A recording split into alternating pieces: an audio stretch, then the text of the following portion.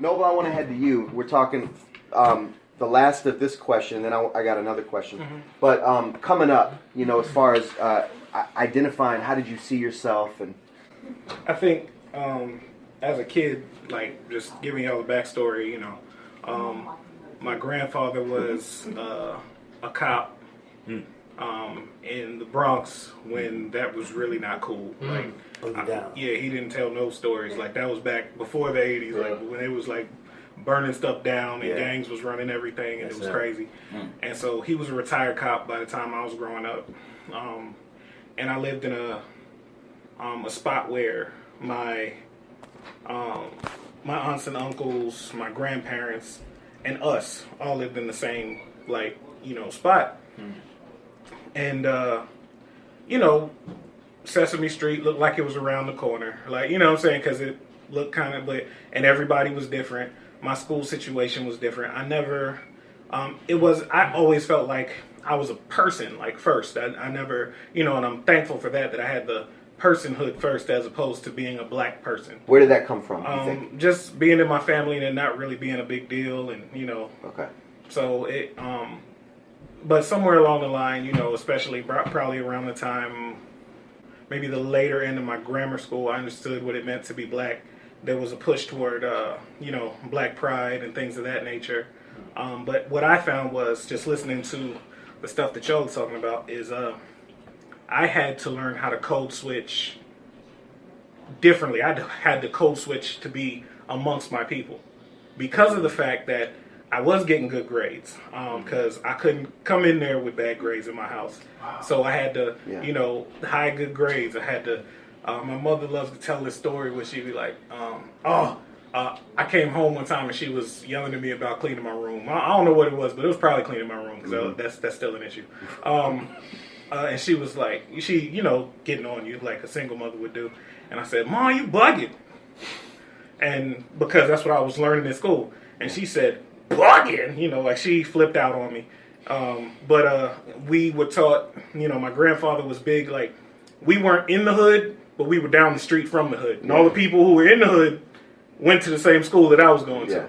Got it. So it was like, either learn how these people live, because they're your friends, and you will be fighting every day. And don't talk too good about your good grades, cause, and don't act a certain way, because then you'll be acting white, so to speak. You know what I'm saying? Like, even though we weren't really, the only white people we had was the teachers. It was like, you acting white. And it's like, all right, I'm sorry. Just using proper diction. I apologize. Right. So, and so to a certain extent, I've always been able to look from the outside in all those worlds where, like, because I never really fit in amongst them, amongst my people, completely. Like, and I never really fit in amongst, because it was like, I was too, I don't know, academic to be black enough, and we were taught, don't fight, tell the teacher. Like, there's some rules, like, in our world that are totally opposed to the rules of the land.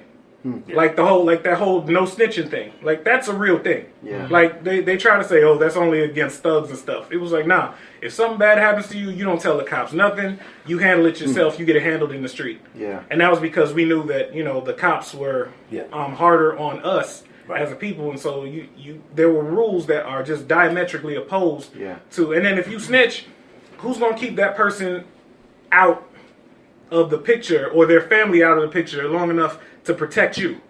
So you learned, don't tell the cops anything. If you have to handle it, or just, chalk that up to the game. Like, right. Those were things that you learn. You learn that, you don't tell the teacher, you fight. You know what I'm saying? You have to fight. Because they may respect the teacher, but they will not respect you, and it'll get worse. Like, you end up having more friends from fighting, than you do from, like, just being a good scholastic student or whatever. Yeah. So, but there were so many rules that I had to learn. And, like, then when I entered, like, I moved in with my dad because I was having issues at home. And he lived in Maryland. And he was, like, close to Baltimore. But it was like I noticed they had certain things, like, you didn't have to keep your bike on a chain, and there was no trash in the street, because it wasn't, like, a urban area. Like it wasn't. And so going there, it was my first interaction with white kids. Mm-hmm. And, how old were you then? Teenager. Okay. You know, so I was spending my summers in New York, and then I was doing part of high school in Maryland.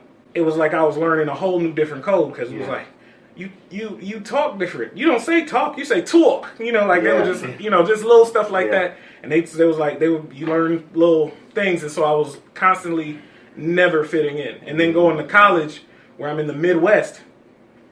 And that was like complete culture shock because now. You went to Ball State? Yeah. Okay. I mean, it was white people as far as the eye could see, and his face when he said that. Fields of white people. Oceans of them. And I was like, oh, I am in trouble. Like, because from 5th grade on, especially learning, Black pride and the struggles of my people and learning about the Black Panther movement and like I was reading this thick book by David Hilliard, one of the members of the Black Panther Party. I was reading that in 5th grade. Like I was seriously invested, like revolutionary suicide. I was pretty much tempering myself. Right, power to the people. I can't breathe. I feel like that's victim. But anyway, I figure we'll get to that. But anyhow, I'll leave that alone. Yeah. But I never really fit in, and so I had to learn. I learned easy, one, how to get into codes and how to reject certain codes while still being respected. Yeah. And so, like, even in the midst of being around, like, I can pretty much be around whoever and just be myself. And, you got little dials here and there. So it's like, okay, I'm going to turn up the vernacular a little bit, but I'm going to keep the modesty. You know what I mean? Like, you got these little things, like, but there's a real thing about keeping white people comfortable around you. So being the only black person in a room and knowing how to function. How to deal with the cops. I was taught early. We were in middle school, and I remember we would come down the stairs of our school, and the cops would be waiting on us. Like, if you go on YouTube right now, you'll see the way the cops treat people in New York. Like, New York is known, that's where stop and frisk. In your face. Yeah, it's in your face. Just straight up racism, straight up, like, harshness. It's white cops against, normally black males. And it's rough. Like, it doesn't matter who you are, how well behaved you are, and especially if you're showing some strength, they disrespect you, and like that was their thing. So like we're in middle school and we're coming down the steps and the cop cars are pulled up right there waiting on us, and they're stopping and frisking little kids, throwing us up against the wall, and like so immediately, even though like it's like, okay, even though your parent, your grandfather was a cop, your uncle was a detective, your mom was a CO, they don't care about none of that because all they see is a black man. Like Rashad said, the McGruff guy is gone. The Dare cop at at second grade, they're gone. Yeah. All that's gone. Right. You know what I'm saying? He might show up, but he's only there to tell you how to be a good kid, don't do drugs. But, the guys out there is like, where the drugs at? I'm like, fam. You know what I'm saying? I don't have any drugs. Like, and we was getting 7.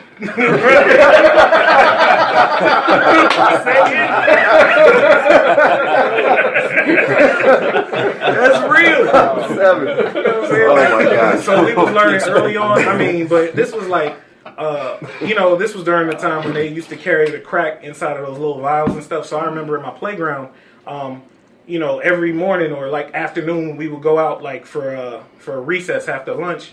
There would be like crack vials still like all over the place, like in the puddles and the rain and stuff like that. So we were still in the thick of it as far as the war on drugs, which was really the war on black people. But it was a crazy time. In dealing with that, I dealt with racism probably more so in New York and in Indiana. Just certain. More than here. I've had good experiences with the cops here. Honestly, thankfully, But I always wait for it. You know what I'm saying? Yeah. Like I remember one time I was pulled over out here and. I'm already teaching my son. I'm like, don't say nothing. Don't make any fast moves. Don't worry, Daddy's going to be okay. Right. I got to give him all of that while I'm moving over. And so I'm doing all of that. I turn, I get over to the side and I'm like, I see like it's a black dude that gets out, and I'm in there.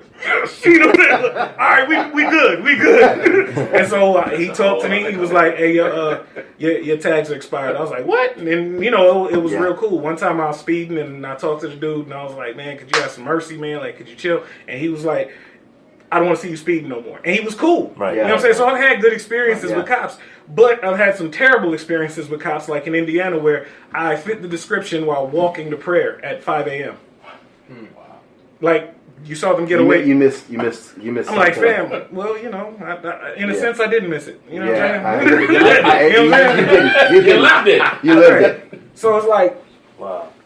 Yeah. I was walking and I fit the description, and it's cold. They had 3 or 4 cop cars out there. You know, it's cold, so I had, you know, like I had cornrows at that point, and apparently the guy who shot up that diner had cornrows as well. And like, so as soon, like, me and the first cop who stopped me, you know, it's cold and he's talking to me, he's cool. As soon as he saw, like, I took my my hat off and my do-rag, and he said, as soon as he saw that I had braids, he taps his gun and he gets nervous. Like, and at this point there's like 4 or 5 cars, and he's like, "Could you put your hands on the car?" And like, so I'm like, "Okay, I'm really scared. I don't have a weapon." You know, like saying all that real loud. Yeah. And you know, I don't have. There was no phone to tape what was going on, and it was too early anyway. So I put my hands on the car, and this dude was of the larger persuasion. And I don't know how many of y'all have had cuffs on your hands and had to sit in the back of a cop car, but when you do, it's like you can't lean back like this because it'll cut into your wrist. So I had this dude, he was in my lap pretty much, like he's huge, and he's going through my wallet. And he's like looking through all of my stuff, and he's like, "What's this for and what's that for?" Takes me down, doesn't even take me down to the station. He takes me to this spot where the lady, well, like back to the diner so that I can be identified by the lady. Really? And I'm like, and if she had said it was me, I'd probably be locked up right now. Well, You know what I'm saying? So we determined that a little while ago. So we get down there, and before she gets to me, Super Cop comes out, and he's like, "Yeah, what do you have here for me? Yeah, we know it's you." And he's like trying to grill me, and you know, I know what to do. End every sentence with "sir," and "yes, sir," "no, sir," blah blah blah. And they say what they're telling me the plan. Their plan is they're gonna shoot the high beams on me, and then she's gonna come out, and I'm not gonna be able to recognize her, but she's gonna be able to see you. Yeah. They shoot the regular beams on me. I clearly see her face, and she says, "That's not him." And so I yell in the most aggressive way I can, "Thank you!" Like that, right? Yeah. And then they're like, they got to tell me, "Oh, we do this to everybody. This was regular procedure. Can we give you a ride to where you're going?" Yada, yada. Because they know they was in the wrong. Yeah. You know what I'm saying? So it's like, I've had bad situations with cops, but I've had good situations with cops. So I don't see them all the same. Right. But all the same, if 50% vipers are venomous and going to kill you, and 50% are harmless or even nice, you going to leave your door wide open? Right. You know what I'm saying? So it's like, I don't know who I'm getting. Yeah. And so in all situations with, you know, rat poison is like 13% and it's killing everybody. You know what I'm saying? So it's like, or I think it's 3%, something like that, you know, for the recording sake. So like, when you're in a situation like that, it's immediately there's a fear. I remember as a kid running from cops. Like, you see a cop car, you run. You move out the way. You know, exactly what like, you said. We don't trust the police. You know what I'm saying? And so, like, and I hear so many people, "Oh yeah, cops were the good guys and stuff." Yeah, they're the good guys on TV. Yeah, on TV, they're the good guys. You might even root for them. You know, Beverly Hills Cop especially. But as far as like on the regular, like cops, yeah. That's what I'm saying. It's dangerous, and some of the black cops are some of the worst, venomous, meanest, you know, cops, because they got something to prove to their white buddies that, you know, I'm a cop first. And so I bleed blue. Yeah, right. So it gets bad. Those. You learn to avoid. You see black cop, they known in the hood. Like, hey, dude, he on shift. Like, you know, because it's worse. So when like if we got pulled over, it was always like, yeah, you're scared of the white cop. But if it's a black cop, you like, because they're more aggressive. And you don't know if they're aggressive to, Don't give it hey, all ways. let's steer you. I want to steer you from making wrong decisions. Yeah. You know, or is it, hey, I need to show them that I'm the police first. You know what I mean? And so you don't know, but that me growing up, that was known. Like you get a black cop dude, you might as well, you about to get stolen on. Like you might as well know it. So true.